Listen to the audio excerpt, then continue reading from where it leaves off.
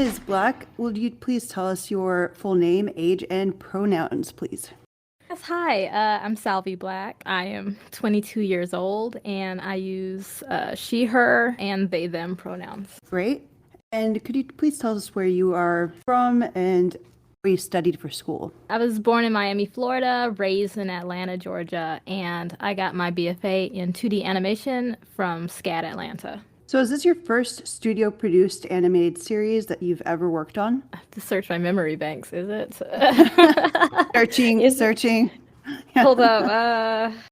Yes. This is the first yes, this is the first official studio animated production that I am officially working on. Yes. So, complicated, yes, got it. Yes. All right. Tell us a little bit about other projects that you've worked on.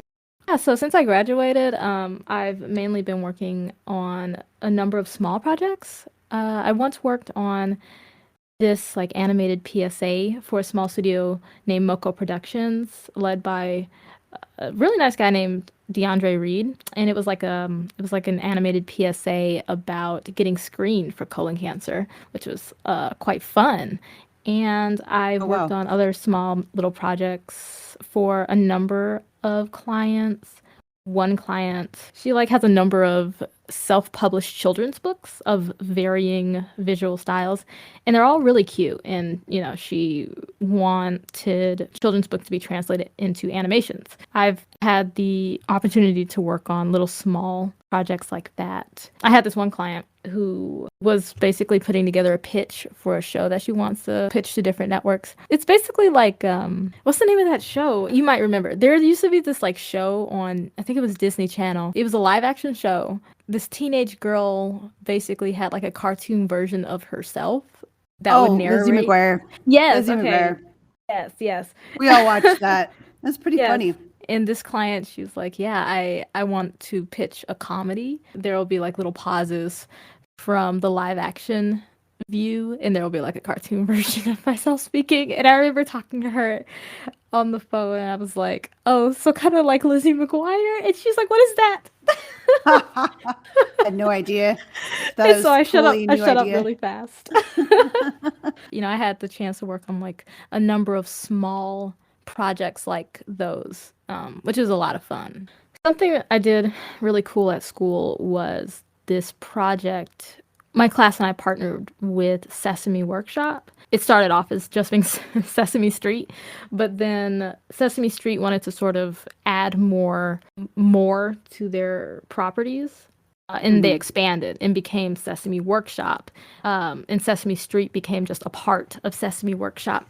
And up at SCAD, there's this really cool program called SCAD Pro, along with one or two professors, will partner up with a specific company or whatever having to deal with your major, and you create like genuine company material. For the first and only time, I had two professors for this class. Like that's how major it was. One of my professors was actually the chair of animation at SCAD Atlanta. Very scary dude. He had like a bald head and like a loud voice. So he was kind of intimidating. Oh, and he was ripped. He was an animator. I feel like those two things don't really go together very often. So he was a Lex Luthor who happened to be an animator. Literally, literally. He was one of our professors, and the other professor was Greg Azaparty. And Greg Azaparty has worked on a lot of cool stuff. Just a really nice guy. They actually were like fire and water. Professor Maloney, the chair of animation, is really, I don't want to say aggressive. He's very nice, but he's really intense. And Greg Azaparty like kept us from like crying and quitting after Maloney's like scathing criticisms. He was a good Um, cop, yeah. yeah, exactly. Gotcha. Good cop, bad cop type situation. Right. So this is slightly disappointing. We were not working with the Sesame Street characters, right? Like Elmo and Big Bird were nowhere near us. But what we were doing was Sesame Workshop kind of has this like online video platforms. They post a lot of stuff on like YouTube and whatnot that are still aimed toward young children, but they don't include the Sesame Street characters per se. And so what we were doing were we were basically creating pitch Bibles or new online material. We had like four separate concepts that were very different from each other. We had to write out like entire episodes for each one, storyboard them, create the animatics, create the soundscapes. It was a lot of fun, and we made like genuinely like put together concepts. Oh, wow. Yeah, so I got quite a bit of experience. My main role was to be a storyboarder and animatic person. Because the projects were so focused on pre-production, there really was no animation unless during the storyboard you can fit in a little bit of something that you might define as animation. So for that entire project, like I was a storyboarding person. So that's where I got a lot of really intense education about storyboarding. A lot of practice. Yeah, a lot of like practice in a really serious way. Like I said, the chair Right. of animation was really intense. If he didn't like something, he let you know. So yeah, that was one of the biggest projects from school that I worked on. What part of this job is most fun for you? I really like this job slash project because of the visual style of it all. You know, like I am really comfortable animating with like rigs and Toon Boom Harmony and doing traditional animation as well overall.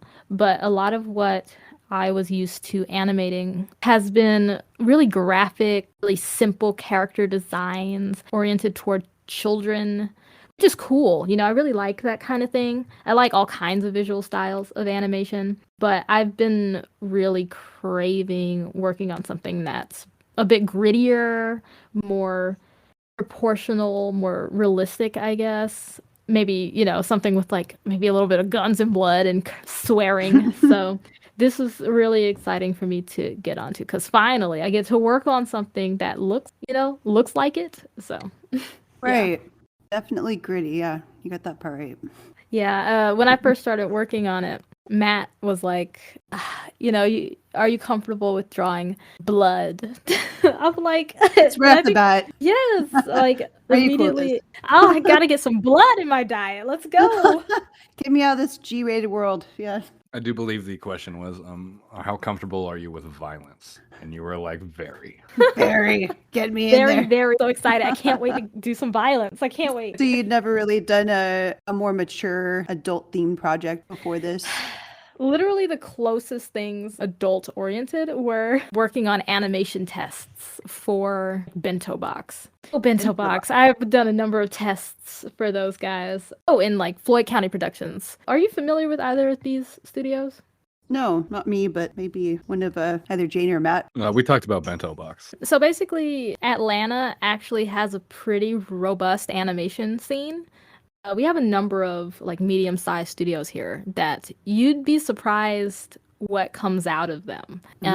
One is Bento Box Atlanta. It's one part of Bento Box Entertainment. Bento Box Entertainment is located in California, but Bento Box Atlanta is, another branch. They make a lot of stuff like Archer and Bob's Burgers come from. Yes, Yeah. yes. Well, Bento Box, one example of something somewhat recent I know that they worked on. Well, not just worked on, but they did was HBO Max's The Prince. I don't know if you've heard of this. I have not. It's a very Family Guy-esque type show. And they do a lot of stuff like that. Oh, you know what?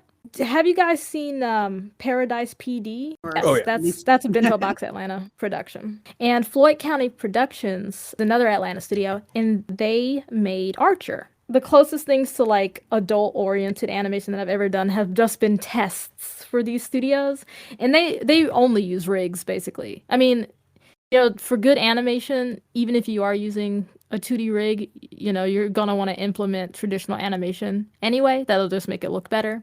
But the basis is always rigs. I have to make the characters like punch each other in the face or something, that's it. No blood. That's no fun. Yeah. But I mean, and even the tests have, NDAs surrounding them. So Right. I can't, talk about them much, but that's literally it. And I took pleasure in making the characters, punch each other in the face. So Great pleasure. Yes. I remember looking at that test. It's like, oh my God, I'm gonna make this punch look so good. It's gonna look so hard. The people are gonna feel it. The character is gonna put all his freaking weight into it. So you like your job? Yeah. That's safe to say. Yes, yes. I really like this project, partly for the violence.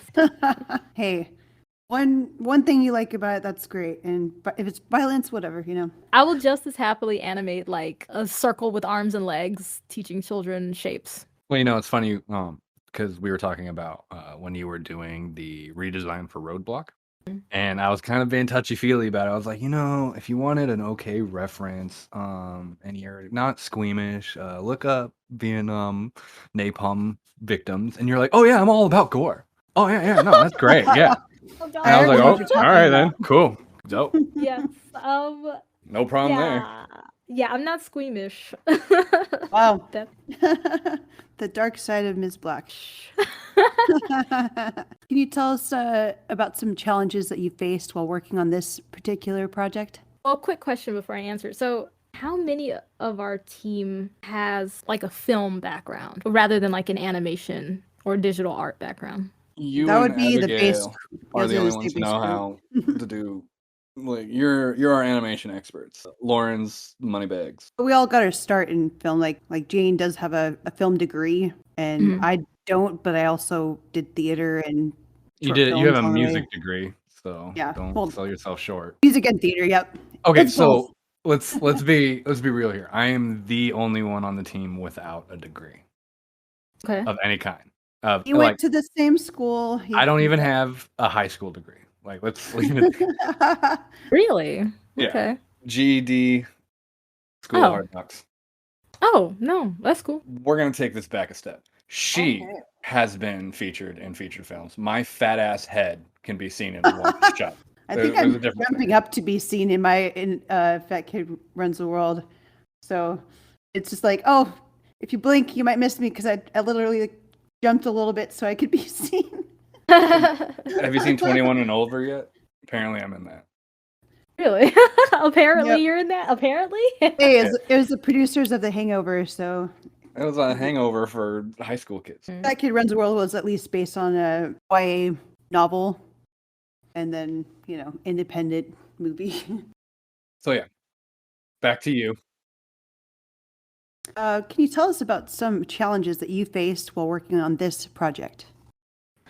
Yeah, so working on this particular project has been unique for me. I have like the understanding that, the majority of the folks on our main team have film backgrounds or theater or music based backgrounds. In fact, I'm really technically the only one who has an animation background. It's really unique because I'm so used to working with people who have the same sort of knowledge about the processes I do, which is perfectly fine. But like, in a way, I have to consciously operate knowing that I'm going to personally take the charge of figuring out certain things, which is actually pretty dope. Yeah.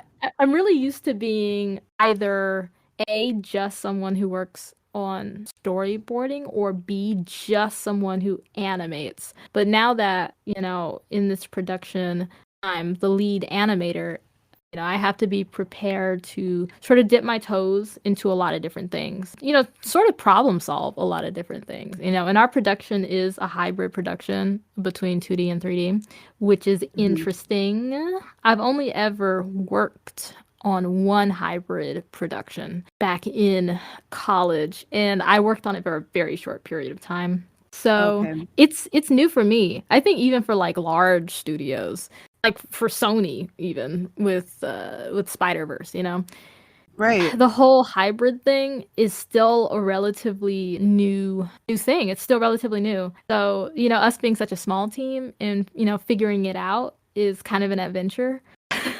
But I'm having fun with it so far.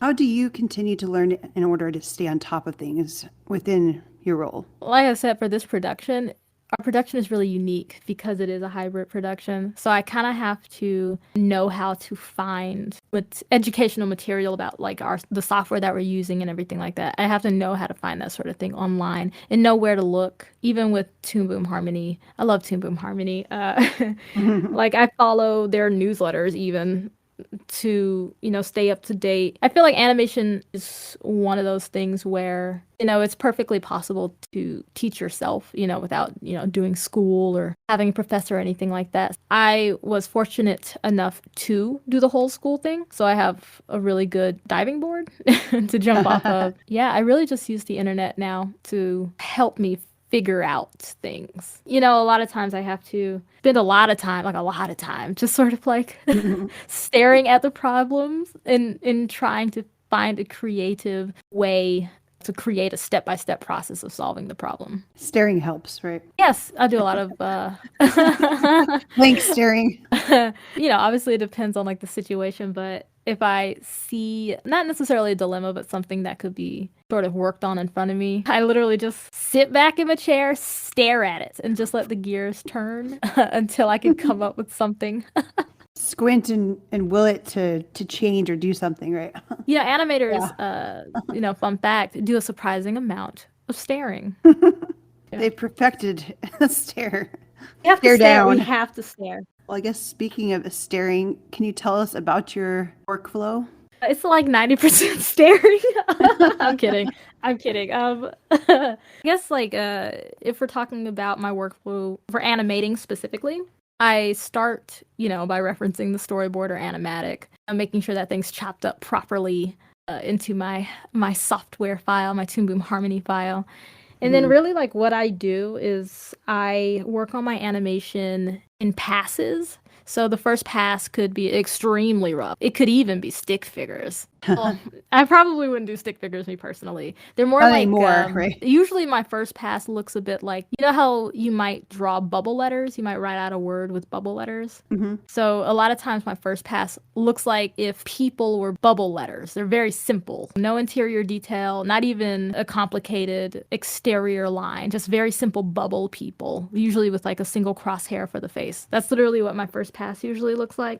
I think my average is about 4 passes total for rough animation, and each pass just becomes a little bit more detailed, a little bit more specific. Like the second pass is oftentimes still bubble people, actually. With like maybe breakdowns or something. And then you get into the third pass where you're adding definition to the characters and everything. And, a few passes later, a couple passes later, you've got, relatively smooth animation and the characters have their faces on and have like clothing details on. And and that's together more. Yeah, it like evolves with passes. That's my process for animating. I appreciate the explanation because I've always loved animation of all kinds, but I didn't go to school for it. Like I said, in like different background in general, but I've always been really intrigued by the whole process. So I appreciate the breakdown. Speaking of, you mentioned you use Toon Boom Harmony. What other programs do you use? I guess like the amalgamation of everything that I do. Yeah, I do usually use Toon Boom Harmony for the most part. I know how to use After Effects for animation, but I don't like to. And okay. I have also used TV Paint for animation. Have you ever heard of TV Paint? No, just, Microsoft Paint from back in the day. Oh, Microsoft Paint. Oh God, that gives me memories. Oh my goodness. I bet. It makes me really think of my Warrior Cat fan art. Oh boy, we gotta hear more about that. When I first started digital art, it was all MS Paint and me drawing Blue Star like badly with my mouth. Fun stuff. TV Paint is actually, it's an animation software that is developed in France. And Toon Boom Harmony is really an industry standard in North America. Other than using the Adobe suite, most artists or studios throughout North America would use Toon Boom Harmony. Mm-hmm. But in France, have you ever heard of Gobelin, the college? I think if you sort of follow animation, there's a decent chance you've run into short films online. It might be labeled goblins or gobelins. Gobelins. Have you seen that? No, I don't think so. They have like a YouTube channel. They even have a YouTube channel where they post like student films, right, from the university. The spelling of the place looks like goblins or gobelins, but that's not how you say it. And I did not know that that's not how you say it it's like until or something. Yeah, it's pronounced Gobelin, and I know this only because I think it was in my senior year of college, we got a new professor. He was South African, but he went to Gobla, and he was very kind of a stickler about it. He's like, I swear to God, if you call it anything other than Gobla, I'll lose it. But I'm American. I'm going to say it like goblins. It literally looks like, if you read it, I promise you would think it was pronounced like Gobelins or something. It's pronounced Gobla. And I found out that in France, the industry standard is TV Paint. That's what they use for animating. Okay. And I had to learn how to use that thing. That thing. I can, for the most part, understand the logic behind how to use TV Paint. It's much more similar to Moon Harmony than it is to using the Adobe suite. I don't like TV Paint. Oh, no. I can use it if needed. But in addition to using Toon Boom Harmony, I'll use After Effects for compositing purposes. I'll occasionally use Storyboard Pro for storyboarding and making animatics, occasionally. I've also used, very rarely, I will open up Autodesk Maya. There was a time in college where, I had to learn Maya or whatever. I've heard of that one, definitely, yeah. It's really the industry standard. I used to model stuff in Autodesk Maya just for fun. I found it really relaxing. I'm pretty good at modeling stuff in Autodesk Maya. And sometimes what I would do, mainly back in school, if I needed some kind of complicated reference, and I might just quickly model it in Autodesk Maya and just turn that thing, three-dimensionally for reference material. It's a very useful tool. I've been meaning to get into using Blender my 3D needs because it's free. Right. And from what I've seen, like Blender can basically do anything Autodesk Maya can do. So I know for this project, for American Kintsugi, our 3D software of choice is Blender, which is great. So I really need to get on that and learn the basics of Blender. That's kind of what I did. Is I learned the basics of Blender. The only problem is I'm a fucking moron. I'm not good with math or geometry. We started out with me doing the 3D modeling, and then after 2 weeks, I was like, nah. And then we hired Abigail. This ain't for me, yeah. Yeah. From what I've seen with Blender is very, very similar to Autodesk Maya. I think I modeled a couple of things in Blender. I don't even remember how I did it. I animated literally one thing in Blender once. It was a cube bouncing up and down, but it had squash and stretch, From that, I know that the way you animate things in Blender is extremely similar to animating in Autodesk Maya. So I'm sure that if I found the time to actually learn Blender, I'm sure that it would probably stick with me pretty quickly. But when I find the time, I am excited to learn how to use Blender. And then once I do that, I'll be considerably more useful with the 3D side in this project. Can you just tell us about your workflow? What you do Sure. to get in the zone? I'm just thinking about taking concept art to where it's a final thing. I've actually been doing that quite a lot for the project lately. The project has great concept art, really nice concept art, fully painted images and everything. But in animation, what a lot of people are surprised to learn is that a lot of what happens before animation even begins, kind of standardizing it. You have to give a system to everything. The pre-production process is a lot. So lately, something I've been doing for the project, referring to concept art of the characters and basically creating the character turnarounds and everything for the characters. Creating rules for how to draw these characters that, these are the rules that we're going to be following for every episode for forever, basically. Right. It's surprisingly complex. People have no clue how complex it is. And what we ended up with on this project is it's not even as complicated as this sort of thing can get, For example, I was referring to the beautiful concept art of Phase. Something that needed to happen before we can start animating Phase is, dealing with her hair. So there's literally a page of just Phase's hair in which it's splitted into 4 sections. So the idea is that while we're animating Phase, we can keep her hair very consistent because we know we're supposed to animate her hair as if it exists in 4 different sections. So, all of the characters have stuff like that. All of them do. Every single one. Right. There's also the idea of taking the concept of our hybrid world that we're doing, translating that into final project. With our project having a 3D environment and 2D characters, that's really interesting. I have to kind of sit back and contemplate how we're going to best merge our 2D characters in our 3D world without it, looking weird. There's there's like it's going to require finesse, but it's also going to require us to come up with a specific step-by-step system on how we're going to do it in every shot of every episode. That's really important. How we're going to deal with the characters, how we're going to deal with the world, how we're going to deal with putting everything together. That's when really, you're supposed to move on to, like storyboarding, in creating animatics. And really for our project, we kind of jump back and forth between these things. Like we kind of work on them simultaneously. It definitely works for me. And right now something we're working on is like storyboarding. Storyboarding is really interesting because, you are taking that written scripted idea, working with recorded audio, having to go through kind of similarly to my process with animation to try to make it as strong and readable as possible. Then you move on to the animation. So it's a lot, but I enjoy what I do. So Wonderful. How do you collaborate working states apart? So collaborating, working with my partners who are primarily located in Seattle. Different. I'm so used to working, with people who are right next to me because of how, college worked. Thankfully, because of the technology that we have in this day and age, telecommunicating from anywhere is so easy. I work great doing it.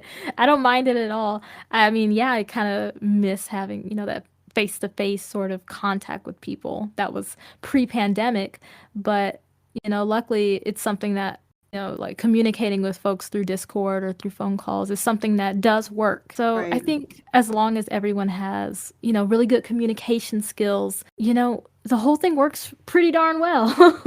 That's really all I can say about it. Gotcha. All good. Explain what a typical workday is like for you in terms of working on this project. So the typical workday for me, assuming I'm animating, is really just me sitting in front of my desk, in front of my Wacom Cintiq. It is, fun fact, pronounced Wacom. I once was talking to a guy who essentially develops these tablets, and similar to my professor talking about Gobla, he's kind of a stickler. He's like, it's pronounced Wacom.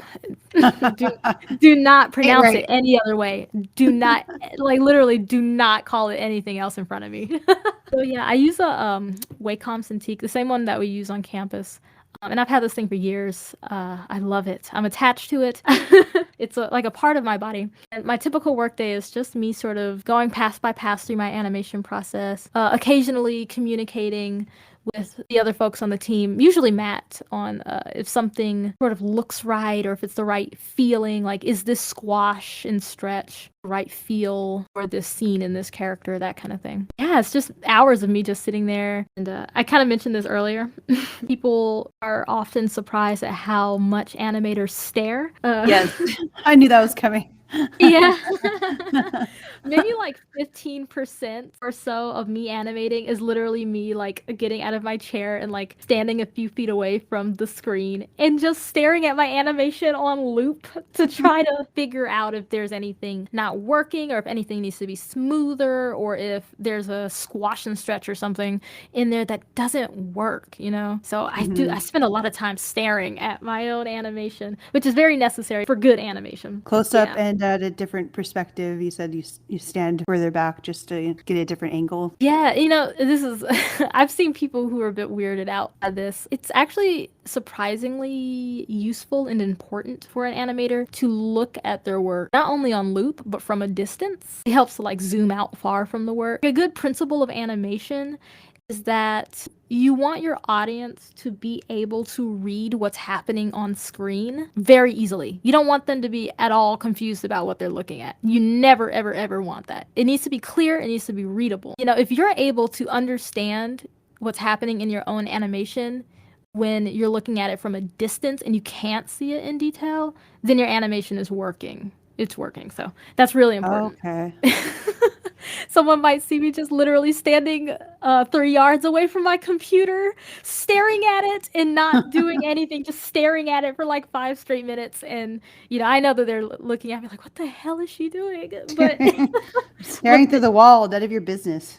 yes, but there's a very clear logic about that. What's the best advice a mentor ever gave you about the industry? About the industry as a whole, a really good piece of advice that I take to heart, sort of understood as avoiding perfectionism. It doesn't really matter what your intentions were on making something perfect. No matter how perfect you wanted the thing to be, it really doesn't matter you didn't get that thing in on time.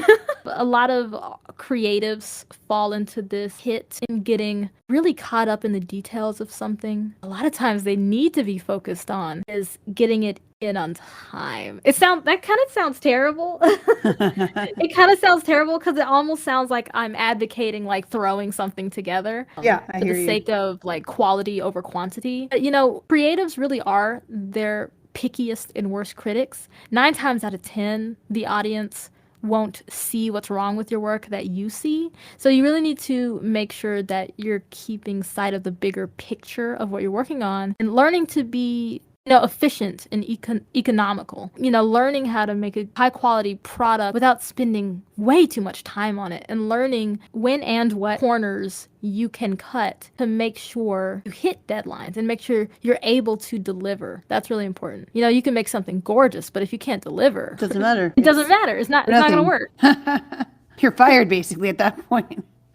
Learn Yeah. how to create a good product without spending years on it. Well, based on experience, do you have advice for those interested in your field? Yeah. Something that I think is really important for up-and-coming animators or, folks who are interested in doing animation. It's really important the artist learn to be versatile. Something I kind of pride myself on is my ability to adapt to a wide range of styles very quickly. Very, very quickly.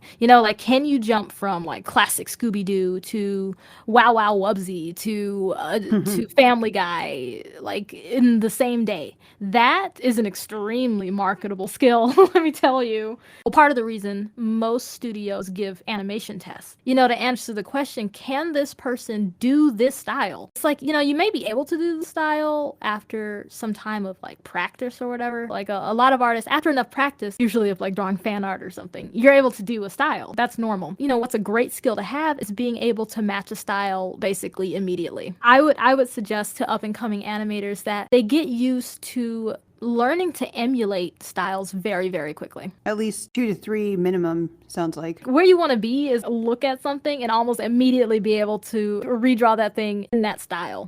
That will work great for an animator's career. That'll get you work, essentially. It's a skill that, surprisingly a lot of animators don't have. Over the course of a few years of working in the industry, you'll have it. It'll be a skill that you develop anyway, but it's better, Right. the earlier you develop it. And switching gears to our project, what made you want to be a part of American Kintsugi? Besides the blood, etc. I think I was really excited about it because when I first saw like the job posting and I was talking with Matt about the project and I saw the character like concept art, yeah, it made me really excited. I was like, oh my God, I haven't had the chance to work on something like this. I knew I could like adapt to the style pretty quickly. So I was really, really excited just to get my hands on something gritty. It's just gritty. Yes, super gritty. Finally, Ms. Black, where can the audience follow your work? Oh yeah, I'm a little bit social media averse, but you can find my Instagram at salvyvblack. That's my Instagram handle. It's quite boring. It's just my name. It's just my name. Let's spell yeah. right, people. Yeah, salvyvblack. So SALVE, another V for my middle name, Venetia, BLACK. Check out her Tomcat video. Oh yeah, Really cute and holiday thank themed. you. This has been a Glass Iris production. American Kintsugi and its characters are copyright and trademark properties of Glass Iris Productions. Music provided by Adobe Stock.